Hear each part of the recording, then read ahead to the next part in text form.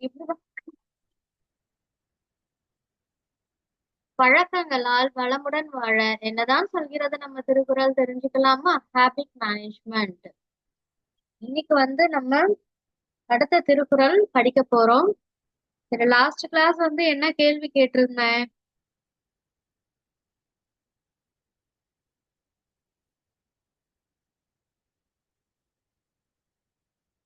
படிக்க முடியலன்னா கூட என்ன பண்ணணும்? அடுத்தவங்க சொல்ற விஷயத்த காது கொடுத்து கேட்கணும்.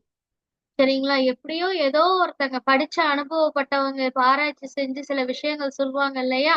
அந்த விஷயங்கள்லாம் நம்ம வந்து அட்லீஸ்ட் டிவிலயோ யூடியூப்லயோ எதுலயோ நீங்க எங்க உங்களால முடியுதோ எங்கெங்க முடியுதோ அந்த விஷயங்கள்லாம் என்ன பண்ணணும்னா நம்ம கேட்டு தெரிஞ்சுக்கணும் அப்படின்னு சொல்லிட்டு நம்ம திருவள்ளுவர் தாத்தா சொல்லி கொடுத்தாங்க இல்லையா? அதுதான் என்ன ஆகும், நமக்கு ஒரு கஷ்டமான சூழ்நிலையில நம்ம எப்பயோ கேட்ட ஒரு விஷயம் என்ன பண்ணும், உதவி செய்யும் அப்படின்ட்டு நமக்கு சொல்லி கொடுத்தாங்க இல்லையா? நம்மளால படிக்க முடியலன்னா கூட பரவாயில்ல, காது கொடுத்தாவது சில விஷயங்களை கேட்டு தெரிஞ்சுக்கணும் அப்படின்னு சொன்னாங்க. ஒரு செல்லக்குட்டி அப்ப ஒரு டவுட் கேட்டாங்க. திருவள்ளுவர் தாத்தா, எனக்கு கேட்க கூட எனக்கு நேரம் இல்லை, எனக்கு அவ்வளவு வேலைகள் இருக்கு, எனக்கு கேட்க கூட நேரம் இல்லை அப்படின்றாங்க. அதுக்கு நான் என்ன செய்ய முடியும் அப்படின்னு கேக்குறாங்க. அதுக்கு திருவள்ளுவர் தாத்தா இன்னைக்கு சில டிப்ஸ் சொல்லி தர போறாங்க. சரிங்களா? நீங்க கேட்கறதுக்குன்னு தனியா டைம் ஒதுக்க வேண்டாம். நீங்க ஏதோ ஒரு வேலை செஞ்சுட்டு இருக்கீங்களா? வேலை செஞ்சுட்டு இருக்கும் போதே நீங்க என்ன பண்ணலாம்? உங்களுடைய டிவியையோ போனையோ ஆன் பண்ணி யாராவது ஒருத்தங்க பேசுறாங்கன்னா அந்த ஸ்பீச் போட்டு விட்டுட்டு நீங்க மட்டும் உங்க வேலையும் செய்யலாம். அப்ப என்ன ஆகும் அப்படின்னா, அதுல எல்லா விஷயங்களும் நீங்க முழுமையா கேட்க முடியலன்னா கூட அதுல அவங்க பேசக்கூடிய ஏதோ சில விஷயங்கள் உங்க காதுல விழுந்துகிட்டே இருக்கும் இல்லையா?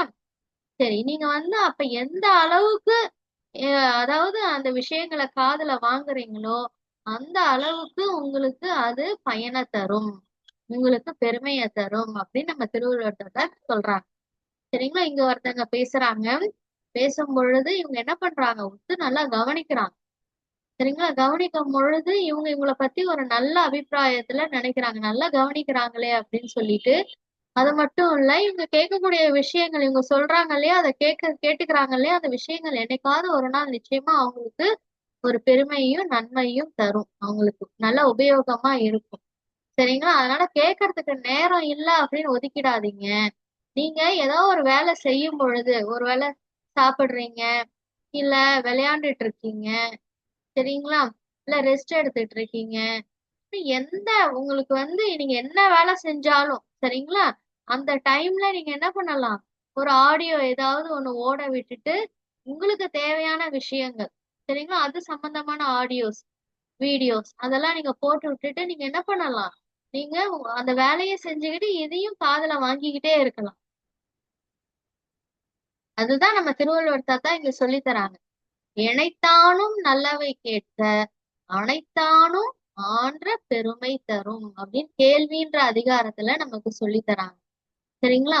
எனைத்தானும் நல்லவை கேட்க எந்த அளவுக்கு நீங்க நல்ல விஷயங்களை காது கொடுத்து கேக்குறீங்களோ, உங்களுக்கு தேவையான விஷயங்கள், உங்க வாழ்க்கைக்கு தேவையான விஷயங்கள், உங்கள் படிப்புக்கு தேவையான விஷயங்கள், இப்படி உங்களுடைய இப்ப ஸ்போர்ட்ஸ் தான் உங்களுக்கு இன்ட்ரெஸ்ட்னா அது சம்பந்தமான விஷயங்கள், ஆர்ட்ஸ் உங்களுக்கு அதுதான் இன்ட்ரெஸ்ட்னா அது சம்பந்தமான விஷயங்கள், மியூசிக் மியூசிக் அதாவது ஆர்ட்ஸ்ல மியூசிக் அது உங்களுக்கு இன்ட்ரெஸ்ட்னா அது சம்பந்தமான விஷயங்கள், இப்படி உங்களுக்கு எதெல்லாம் இன்ட்ரெஸ்டோ உங்களால எல்லாத்தையும் படிக்க முடியாது, எல்லாரும் எல்லாத்தையும் புத்தகத்தை வச்சுக்கிட்டு படிக்க முடியாது.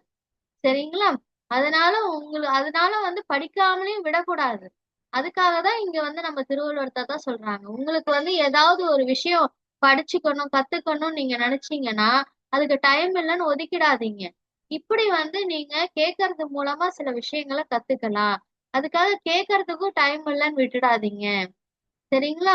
நீங்க எந்த அளவுக்கு விஷயங்களை காது கொடுத்து கேக்குறீங்களோ உங்களோட வேலையோட இதையும் சேர்த்து செஞ்சுக்குங்க. எந்த அளவுக்கு கேக்குறீங்களோ அந்த அளவுக்கு அனைத்தானும் ஆன்ற பெருமை தரும், அந்த அளவுக்கு உங்களுக்கு என்னது மிகுந்த மிகப்பெரிய பெருமையை தரும் உங்களுக்கு அப்படின்னு சொல்றாங்க நம்ம திருவள்ளுவர் தாத்தா. சரிங்களா? இப்ப ஸ்கூல்ல டீச்சர் பாடம் நடத்துறாங்க. சரிங்களா? நீங்க நல்லா கவனமா அந்த விஷயத்த காது கொடுத்து கேட்டுடுறீங்க அந்த லெசன். இந்த லெசன்ல உள்ள விஷயத்த நல்லா காது கொடுத்து கேட்டுடுறீங்க.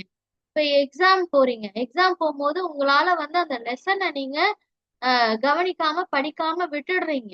ஆனா அந்த லெசன்ல இருந்து கொஸ்டின் வருதுன்னு வச்சுக்கோங்க. நீங்க எப்படி அட்டன் பண்ணுவீங்க? அந்த லெசனை நீங்க படிக்காம போயிட்டீங்க.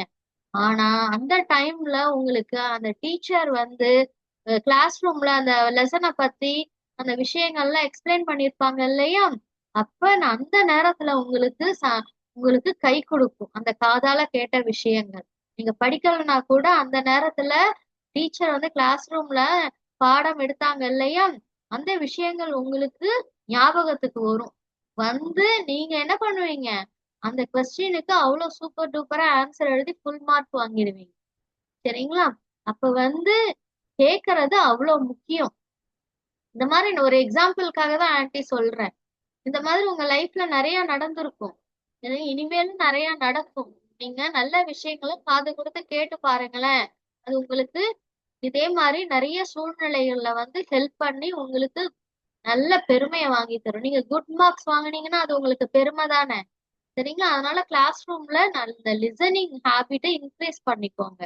சரிங்க? இதுதான் வந்து இன்னைக்கு நம்ம வந்து இந்த திருக்குறள்ல இருந்து கத்துக்கிட்டோம். இப்ப ஒரு செல்லக்குட்டி வந்து மறுபடியும் ஒரு சந்தேகம் கேக்குறாங்க. என்ன சந்தேகம் கேக்குறாங்க? இப்ப திருவள்ளுவத்தை தான் நீங்க சொல்றீங்க, நமக்கு வந்து கேட்கறது தான் பெருமையை தேடி தரும்னு. அது எனக்கு வந்து அப்படி சொல்றது வந்து என்னால ஏத்துக்க முடியல.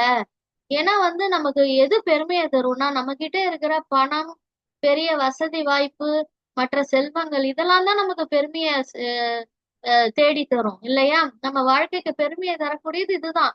நம்ம நல்ல வசதியா இருந்தா 4 பேர் பார்த்து என்ன பண்ணுவாங்க? நம்மள பெருமையா பேசுவாங்க, நம்மள மரியாதையா நடத்துவாங்க. அப்ப எதுதான் வந்து பெருமையை தருது? இந்த செல்வங்கள் தான், பணம் காசு தான் இல்லையா? வசதி வாய்ப்பு தான். ஆனா நீங்க கேக்குறது நம்ம காதால கேட்கக்கூடிய விஷயங்கள் நம்ம பெருமையை தேடி தரும்னு சொல்றீங்களே, நீங்க என்னதான் உதாரணம் எல்லாம் சொன்னாலும் என்னால அதை ஏத்துக்க முடியல அப்படின்றாங்க. ஓகே செல்லக்குட்டீஸ், நீங்க வந்து இந்த செல்லக்குட்டிக்கு புரியும்படி உங்க பதில சொல்லி அனுப்புங்க. இதுதான் இன்னைக்கான அசைன்மெண்ட். Thank you so much.